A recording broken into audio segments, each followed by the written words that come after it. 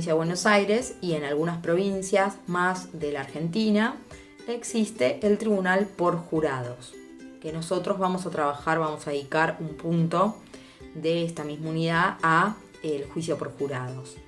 ¿Qué significa un juicio por jurados? Bueno, va a estar integrado por un juez que va a dirigir el debate y 12 jurados que son personas, ¿sí? Son ciudadanos comunes, que no son abogados, que no son funcionarios públicos ni deberían serlo, que van a decidir sobre el veredicto luego de haber escuchado, de haber tomado conocimiento, de haberse informado de todas las pruebas que se van a presentar en el juicio oral.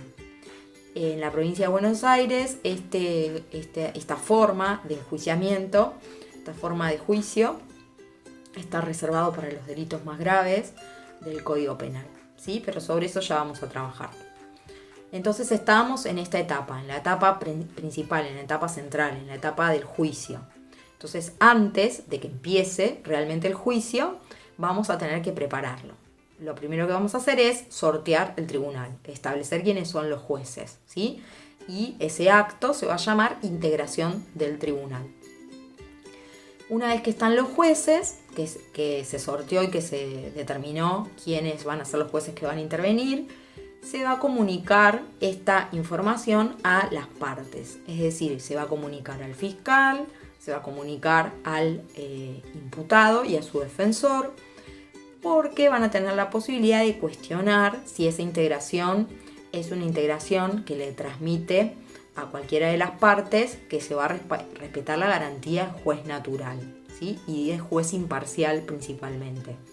Entonces, las partes tienen en ese momento la oportunidad de recusar a alguno de los jueces que intervienen, si entienden que van a ser jueces que no van a ser imparciales al momento de tomar una decisión.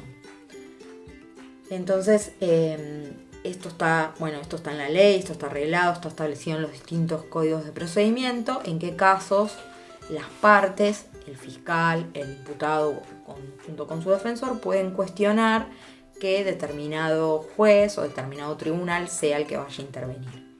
Si no tienen nada para decir al respecto, viene otra etapa, ¿sí? Dentro de esta mínima preparación para el juicio, que es el ofrecimiento de las pruebas. ¿Qué contiene esta etapa? ¿De qué se trata esta etapa? Bueno, nosotros veíamos que en la primera etapa, en la etapa de instrucción, se habían reunido los elementos suficientes como para que se decida llevar adelante un juicio oral. Pero bueno, eso puede haber dado lugar a que se produzcan distintas pruebas que tal vez en el momento concreto del juicio no sean importantes o no sean pertinentes.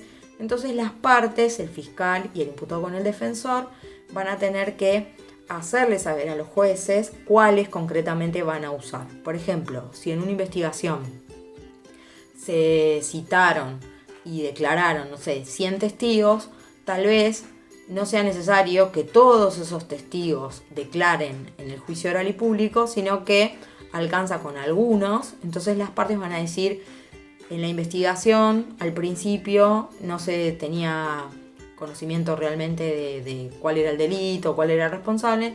Una vez que esto se fue profundizando y se fue aclarando, vamos a necesitar en el juicio oral y público concretamente determinada prueba y toda la demás la vamos a obviar y no la vamos a necesitar. Bien, entonces las partes hacen un acto que se llama ofrecimiento de prueba, que es que le mandan una lista al tribunal diciendo las pruebas que van a usar en el juicio. Y ahí el tribunal, el juez correccional, el tribunal conformado por 3 jueces, va a analizar esa prueba y va a realizar un filtro que se llama pertinencia de prueba, donde va a descartar la prueba que entienda que es innecesaria, que es superflua o que se llegó a esa prueba vulnerando alguna garantía o algún principio constitucional, entonces es una prueba inválida y no se puede usar, y la va a descartar. Entonces va a ser como una depuración, y ahí, cuando están las reglas claras, es como establecer las reglas claras de cómo va a ser esa audiencia, cómo va a ser ese juego. Entonces se va a fijar una fecha, ¿sí? Se va a fijar una fecha, se va a decir es que se va a establecer en el calendario qué día va a empezar el juicio oral. Bien. Bueno, una vez fijada la fecha del debate, las partes se presentan el día de la audiencia, donde van a ser recibidas por el tribunal. Bien, en el horario y en el día estipulado se tiene que presentar el imputado con su defensor, el fiscal, que es quien va a llevar adelante la acusación, y en ese lugar los va a recibir el tribunal, el juez correccional o estos 3 jueces si hablamos de delitos graves. O, en el caso de la provincia de Buenos Aires, el juez que va a dirigir el debate, y van a estar presentes los jurados que van a tomar realmente la decisión. La manera en que se desarrolla el debate también está estructurada, es decir, no se hace de cualquier manera, no es que se sientan y dicen, bueno, ¿quién empieza? ¿Empieza vos? ¿No empiezo yo? No, eso está ordenado, está establecido en la ley y responde también a un objetivo concreto que es el respeto de las garantías constitucionales. Entonces, ¿cómo va a empezar concretamente? Va a empezar con el acto de apertura o de constitución de objeto del debate, se llama así. El acto de apertura, constitución de objeto del debate. Y quien está encargado de hacer ese primer acto es el fiscal, ¿sí? Quien acusa. Va a tener que presentar cuál es su acusación.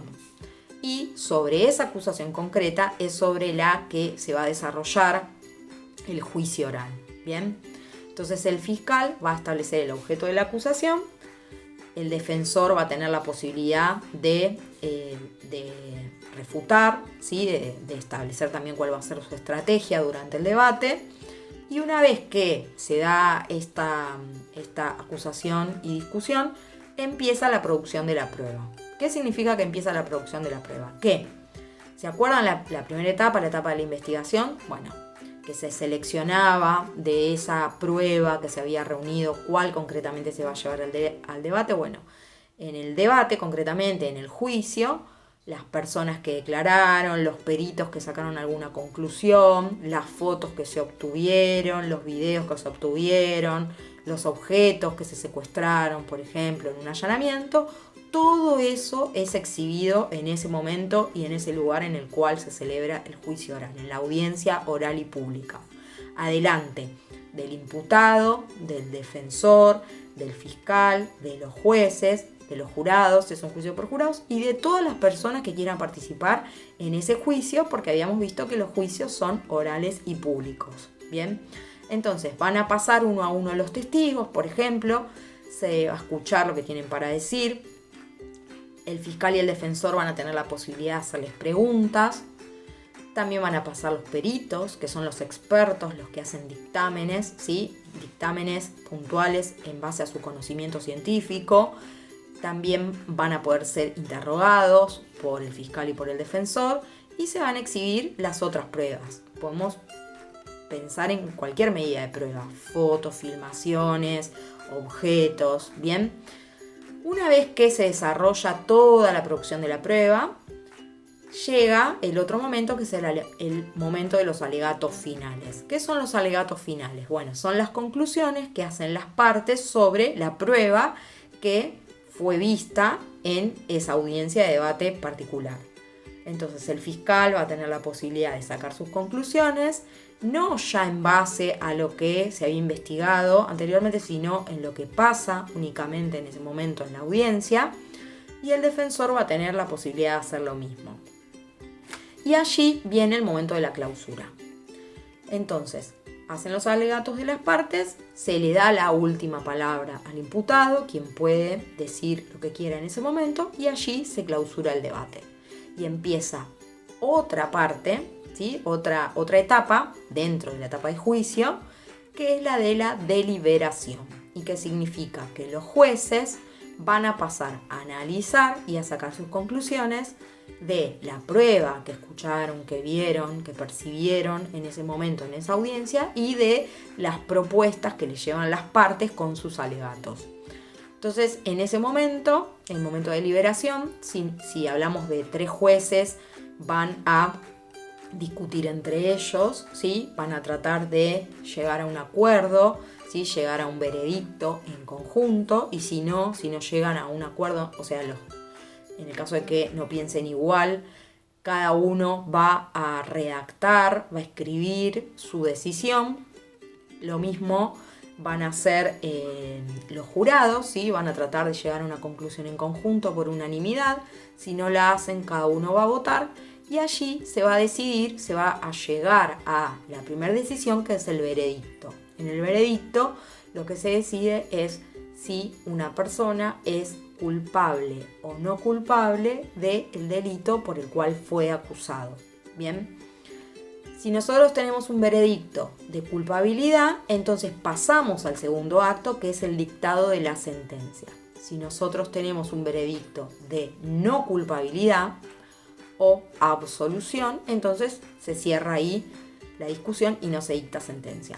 Entonces, la decisión final está conformada por dos actos, a veces, o por uno solo en otras ocasiones, que es el veredicto absolutorio o el veredicto de culpabilidad y sentencia. En la sentencia, lo que va a pasar es que concretamente se va a imponer, se va a establecer qué castigo es el que va a sufrir esa persona que fue encontrada culpable, ¿sí? Por ejemplo, cuántos años de pena de prisión va a tener que cumplir por el delito por el cual fue encontrado culpable.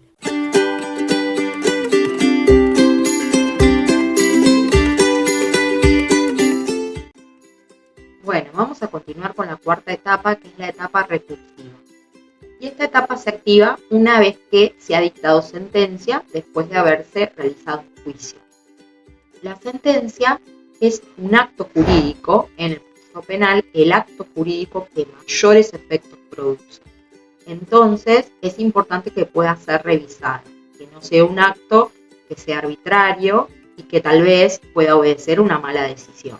Entonces, la ley procesal contempla la posibilidad de que las sentencias puedan ser revisadas a través de un acto que se llama recurso. A veces puede tener el nombre de recurso de apelación y a veces puede tener el nombre de recurso de casación. Lo que se hace a través de estos recursos es cuestionar los resultados de esa sentencia, la argumentación utilizada por los jueces, la conclusión a la que arribaron los jueces. Una vez que ese recurso es resuelto, va a ser resuelto por otros jueces distintos a aquellos que dictaron sentencia, que son los jueces de segunda instancia. Una vez que estos jueces de segunda instancia, se llaman de segunda instancia porque son los segundos en revisar una decisión, se dice que la sentencia queda firme. Bien, y una vez que la sentencia queda firme, es decir, que ya no puede ser cuestionada, vamos a pasar a la siguiente etapa. Bueno, la última etapa, que es la etapa de ejecución, se activa o empieza una vez que la sentencia quedó firme. ¿Qué significa que una sentencia quedó firme? Significa que va a ser obligatoria, que se va a poder ejecutar.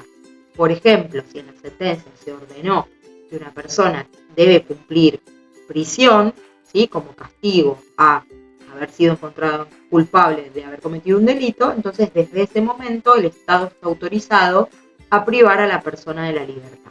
En la etapa de ejecución, quien interviene es un juez muy diferente a los que veníamos estudiando. Es el juez de ejecución. El juez de ejecución es el que tiene encargado el control del cumplimiento de la sentencia, pero también es el responsable de velar por los derechos de las personas que están detenidas y también es quien resuelve el caso que corresponda de otorgarle a esta persona que está cumpliendo una pena alguna salida anticipada.